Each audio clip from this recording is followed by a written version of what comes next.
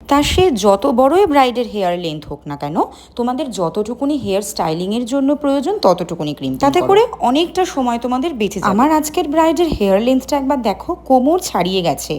আর volume তার বললাম না, আমি দুই হাতে ধরতে পারছিলাম না। তোমাদেরও হয়তো অনেক সময় এরকম ব্যাপারটা হয়। তো বড় হেয়ার হলেই যে তোমাকে পুরো হেয়ারে ক্রিম্পিং করতে হবে এটা একদমই নয়। ঠিক যতটুকুনি তোমার স্টাইলিংয়ের জন্য প্রয়োজন, আমি দেখবে স্ক্যাল্প থেকে 6 আঙুল বা 8 আঙুল মতো ক্রিম্পিংটা করেছি। মিডিল পোর্শনে ডোনাট ক্রিয়েট করার জন্য আজকে কোনো রকমের ব্যাক ব্রাশ কিন্তু আমি করি। ডোনাট কেটে নর্মাল একটা স্টাফিংস রেডি করে ইউপিন আর ববি পিনের সাহায্যে সেটাকে লক করে নিয়েছি। পাতলা পাতলা সেকশনের হেয়ার নিয়ে ওই স্টাফিংসের উপরে দিয়ে আমরা বুফানটাকে রেডি করে নিয়েছি। ফ্রন্ট ভেরিয়েশনের দিক থেকে ব্রাইট সব থেকে সিম্পল ব্যাপারটা করতে বলেছিল, আমি এক্স্যাক্টলি সেইটাই করছি। সবসময় মাথায় রাখবে হেয়ার স্টাইলিং যাই হোক না কেন, টোটালটা যেন নিটনেসের সাথে হয়। এইবার তোমরা এই ব্রেডটা দেখে নিশ্চয়ই বুঝতে পারছো যে হেয়ারের ভলিউমটা কতটা। এখনকার সময়ে এই রকম হেয়ারের ভলিউম কিন্তু খুব কম জনেরই থাকে।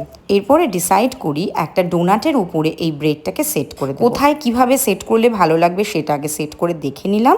তারপরে দেখো আমরা ইউপিনের সাহায্যে ডোনাটটাকে ভালো করে লড়বো এবং এইটাকে জাস্ট এরকমভাবে উপর দিয়ে আটকে দেবো। তোমরা নিশ্চয়ই ঘাবড়ে যাচ্ছ, ভাবছো এই আবার কি হেয়ার স্টাইল হচ্ছে। কিন্তু বিষয়টা হচ্ছে এই যে তোমরা কর্নের মালাটাকে দেখছো বা চেইনটাকে দেখছো, এইটা পুরো খোপাটা কভার হবে। তাই সেক্ষেত্রে একটা সুন্দর খোপার শেপটা ম্যাটার করছে, ভেতরে স্টাইলিংটা একদমই ম্যাটার করছে না। তো সেই কারণে এরকম ভাবে ইউপিনের সাহায্যে পুরো পার্ট বাই পার্ট সম্পূর্ণটাকে লক করেছি। দেখে বুঝতে পারছো কেমন লাগছে। এরপরে একটা প্রজাপতি মাংটিকা কিনেছিল আর একটা মুকুট কিনেছিল সোলার, এই দুটোকে সেট করে দিয়েছিলাম। মুকুটটা যদিও আমার খুব একটা পছন্দ হয়নি, ফেসের অ্যাকর্ডিং মানায়নি, বাট তবুও ওভারঅলে কেমন লাগছে তোমরা অবশ্যই আমাকে কমেন্ট করে জানিও। লুকটা কমপ্লিট হয়ে যাওয়ার পরে কিন্তু এই মুকুটটা বেশ মানিয়ে গেছিল, কোনো রকম কমপ্লেন করার জায়গায় ছিল না, কি বলো?